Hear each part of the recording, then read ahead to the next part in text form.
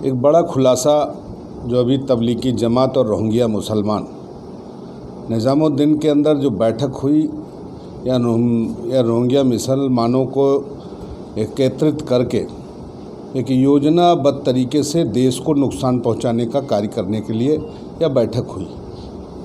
और आपके माध्यम से बताना चाहते हैं, इस बैठक में जानबूझकर गांव-गांव तक रोहिंग्या को पहुंचाना और इन आताताइयों को पहुंचाकर देश का बड़ा नुकसान करने की योजना रचना बनी है।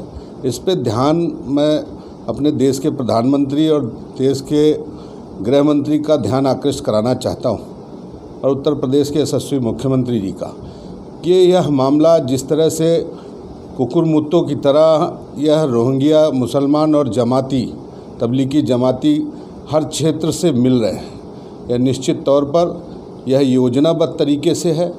दूसरा, ये कोरोना वायरस निश्चित तौर पर हम लोग पहले भी कहते थे कि कुरान की सही जो स्थिति है उसको पढ़ने की ज़रूरत है। कुरान में हम हिंदुओं को नुकसान पहुंचाने का जो योजनाबद्ध तरीके से कार्य हो रहा था, आज वही उसी का रूप कोरोना वायरस है। क्योंकि ये कहते थे कि कुरान जो पढ़ता है उसको कुछ नहीं होता, आज वह स्थिति सामने देखने को मिल रही है।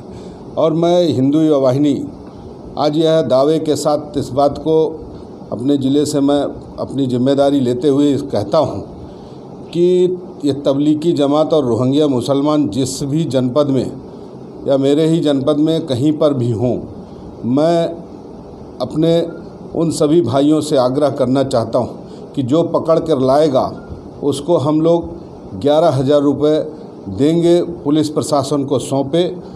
और हम हिंदू युवा वाहिनी 11,000 रुपये, क्योंकि ये छुपे बैठे हुए और ये छुपकर हमारे लोगों को घातक बना रहे हैं। आज उत्तर प्रदेश में 59% इन्हीं की ही सबसे ज़्यादा भागीदारी है। 30% की स्थिति पूरे देश में इन्होंने फैला रखी है। इसलिए मेरा आपके माध्यम से आग्रह किया है मैंने, इसलिए कि जो लोग अगल बगल में घर में अगर कोई भी जमाती कहीं कोई रखे हो, कोई भी कैसा भी व्यक्ति हो रखे हो, वह जाकर आकर पुलिस प्रशासन अपने प्रशासन के जिम्मेदार व्यक्ति को बताए। हिंदू युवा वाहिनी 11,000 रुपये देगी, यह मैं आज घोषणा कर रहा हूं, क्योंकि ये छुपे हुए हैं और ये छुपने की वजह से हमारे यहाँ यह संख्या बढ़ती जा रही है। जो कि लॉकडाउन दूसरे स्टेज में लॉकडाउन चल रहा है और तब पर भी धीरे धीरे बढ़ रहा है। इनके छुपने की वजह से चाहे देश में यह नुकसान है, और सबसे बड़ा कि यह जमातियों के पास पैसा कहां से आया, कैसे आया, यह मरकज की पूरी जांच होनी चाहिए। रोहिंग्या मुसलमान को पूरी तरह रोका गया तो ये हिंदुस्तान के अंदर कैसे आए, इनकी फंडिंग कौन कर रहा है। यह कराची से ही सारी योजना रचना बनके तैयार हुई थी और यह कराची में ही जो हम लोगों को जानकारी मिली कि रोहिंग्या मुसलमान की उपज, यह खुराफात करने की उपज हिंदुस्तान को नुकसान पहुंचाने की है।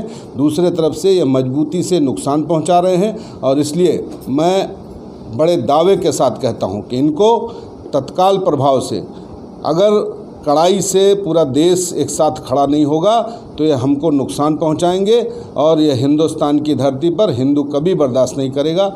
यह मैं कतई बर्दाश्त नहीं किया जाएगा। इसलिए मैं आपके माध्यम से कहना चाहता हूं कि यह अपने आदतों को सुधारें, वरना तो योगी जी तो सुधार ही रहे हैं। पूरे देश का हिंदू जनमानस जब खड़ा होगा तो सुधारने की स्थिति तो सीधा रास्ता पाकिस्तान ही जाने को मिलेगा। यह मैं इनको आगाह कर रहा हूं। खाते हमारी हो तो गुणगान हमारी गाओ, खाते हमारी हो तो पाकिस्तान का गाओगे तो नुकसान ज़रूर होगा।